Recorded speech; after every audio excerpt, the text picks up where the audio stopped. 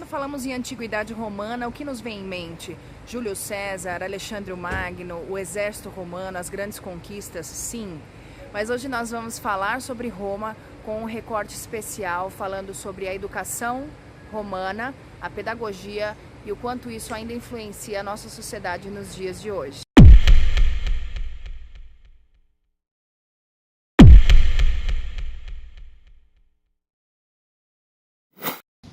Na antiguidade romana, a cultura era universalizada, predominantemente humanística. Isso significa que eles visavam a formação do indivíduo moral, político e literário. Roma conquistou muitos povos, porém os romanos não impunham a esses povos conquistados nem a sua cultura e nem a sua língua. Eles concediam a cidadania romana em troca do recolhimento de impostos. Através das incursões militares e do comércio, os romanos entraram em contato com os povos helênicos. Então, aqui os professores gregos passaram a ensinar a sua língua. Então, deu-se início a essa formação bilíngue dos romanos. São desse período as escolas dos gramáticos. Então, os jovens entre os 12 e 16 anos entravam em contato com os clássicos gregos da literatura e as disciplinas reais, geografia, aritmética, geometria e astronomia. Segundo a tradição helenística, o indivíduo livre deveria ter uma educação encíclica. E o que isso significa? O significado de enciclopédia, literalmente, é educação geral. Então, consiste numa ampla gama de conhecimentos que são exigidos para a formação de uma pessoa culta.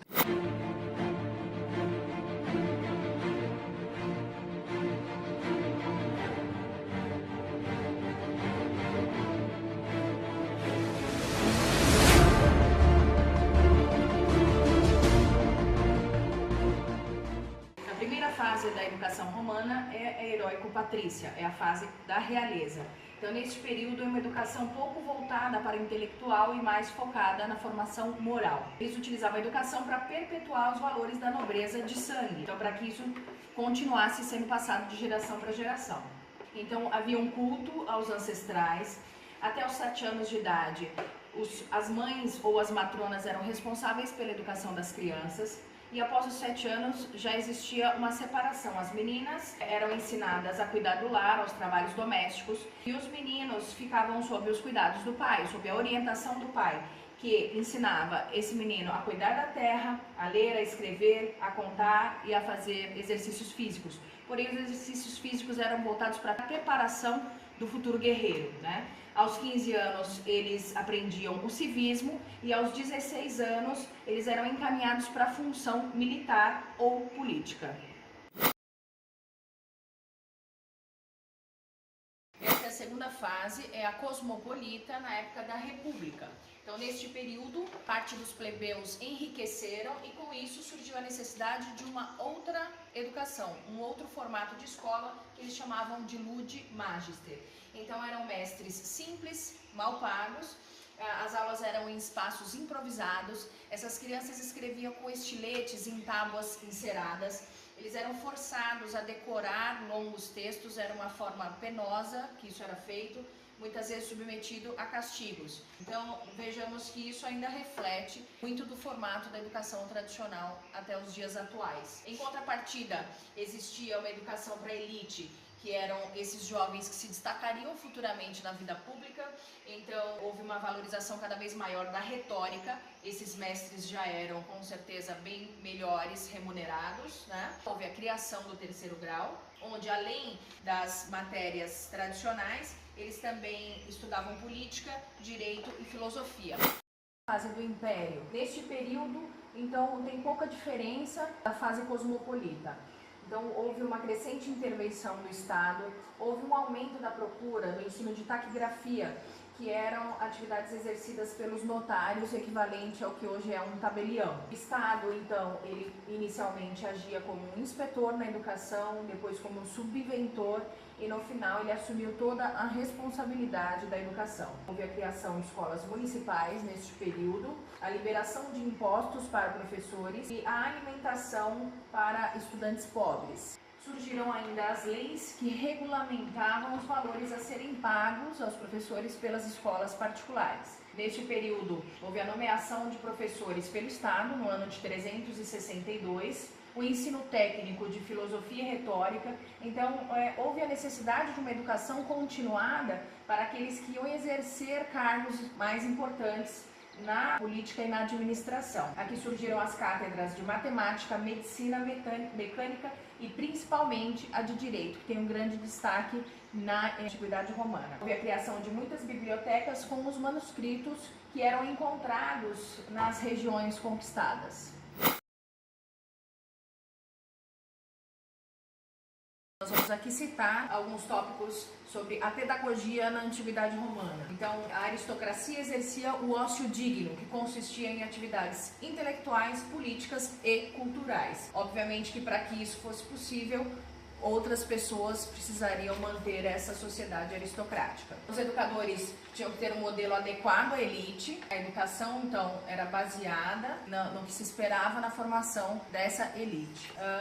Essa formação, o indivíduo tinha que desenvolver a habilidade de pensar de forma correta e de expressar-se de forma convincente. Os principais representantes desse período são Cícero, Sêneca e Quintiliano. Houve uma crescente importância da educação cristã com o surgimento dos teólogos. Para conclusão, nós vamos fazer um breve resumo citando que no início a educação era rural, militar e rude, passando a ser mais requintada, dando ênfase à retórica. Houve métodos penosos, memorização e castigos. A formação sempre focada na elite dominante. A função da educação, nós podemos dizer que era realizar o que o homem deve ser. Até hoje, o que nós temos de legado desse período da antiguidade romana são as línguas neolatinas, como o português, o francês, o italiano, o espanhol, o ensino de direito e também o cristianismo.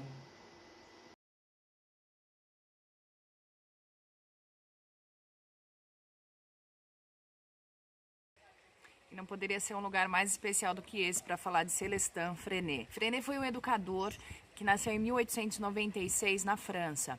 Em 1917 ele foi ferido gravemente nos pulmões. Ele lutou na Primeira Guerra Mundial. Desse ferimento ele nunca se recuperou completamente.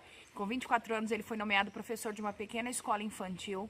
E ele não julgava a sala de aula um lugar adequado. Primeiro, porque ele não conseguia respirar adequadamente. E segundo, porque a pedagogia dele era centrada na observação cuidadosa da natureza. Os 4 eixos da pedagogia de Freinet são a cooperação, a comunicação, a documentação e a afetividade. As atividades incluíam a observação cuidadosa da natureza, nas necessidades e interesses das crianças, a aula-passeio, onde eram feitas reflexões orais da observação que eles faziam, a aula livre, o texto livre era a apropriação da leitura escrita espontânea e o jornal escolar era um trabalho coletivo com um registro sobre as aulas.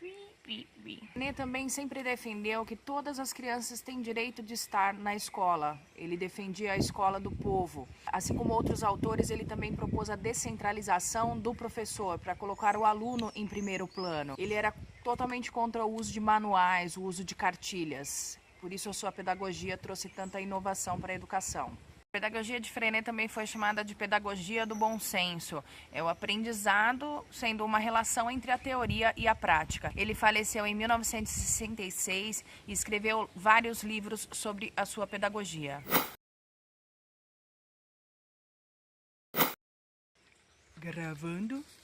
Immanuel Kant foi um dos maiores filósofos que nós tivemos. Na era moderna, ele colocou a filosofia em novas bases, o que preparou o terreno para o novo campo teórico, para o que estava por vir. O que o torna tão importante ficou conhecido como a Revolução Copérnica na filosofia de Kant. Na história da filosofia, ele estava em um momento muito delicado, onde os filósofos discutiam indefinidamente sem chegar a um mínimo de consentimento possível. E ninguém dava uma resposta satisfatória para as grandes questões que haviam no campo da filosofia. No campo da metafísica, ninguém concordava com ninguém. E as grandes questões como Deus, a alma, a imortalidade, a liberdade, o supremo bem, sempre ficavam sem uma resposta satisfatória. Enquanto isso, o desenvolvimento da matemática e da física estavam a 1000 por hora.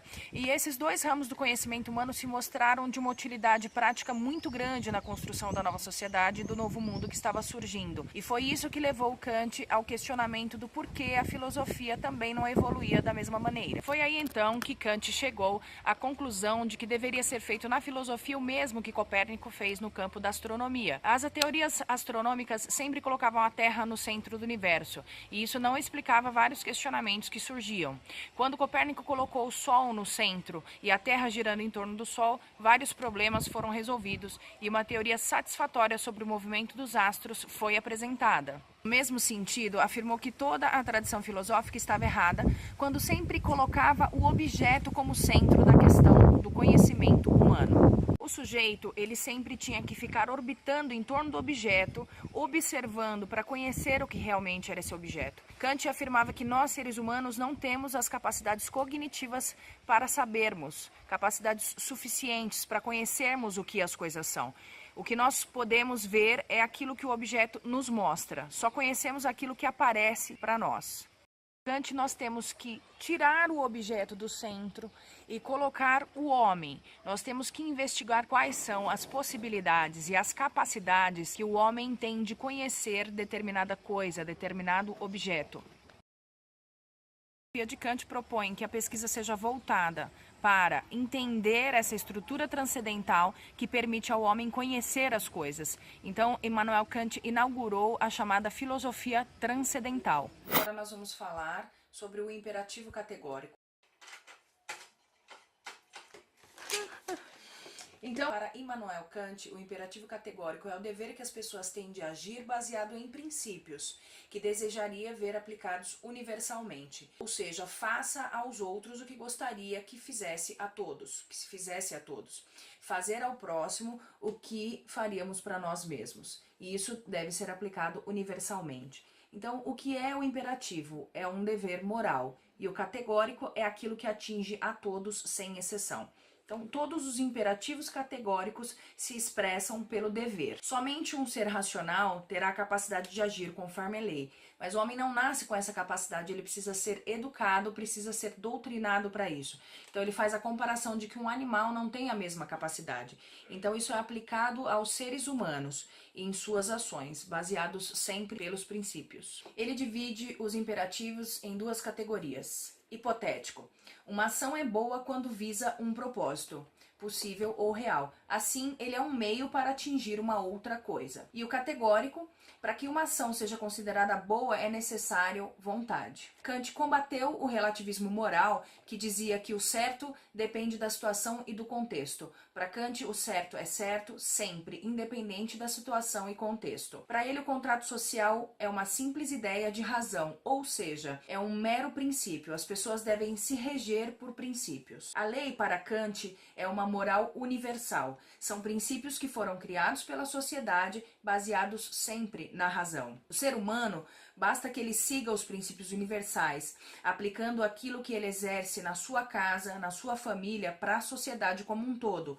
Então, ele praticará boas ações, existirá uma sociedade boa, uma sociedade justa dessa forma. A sociedade, agindo segundo o imperativo categórico, ela sempre tomará a decisão conjunta do indivíduo. O que ele quer dizer com isso? Que se cada indivíduo se basear no imperativo categórico, ele estará de acordo com as normas da sociedade, de acordo com a lei. Então, fazendo uma analogia e hoje pensando como seria uma escola baseada, nos dias de hoje, inspirada em Kant, ela nos remete ao que seria a educação tradicional, ao currículo tradicional. Então, esses métodos rígidos, com o uso de coação, com o objetivo sempre de disciplinar. Existe o incentivo à autonomia e à liberdade para atingir a moral, mas a razão sempre é o ponto de partida.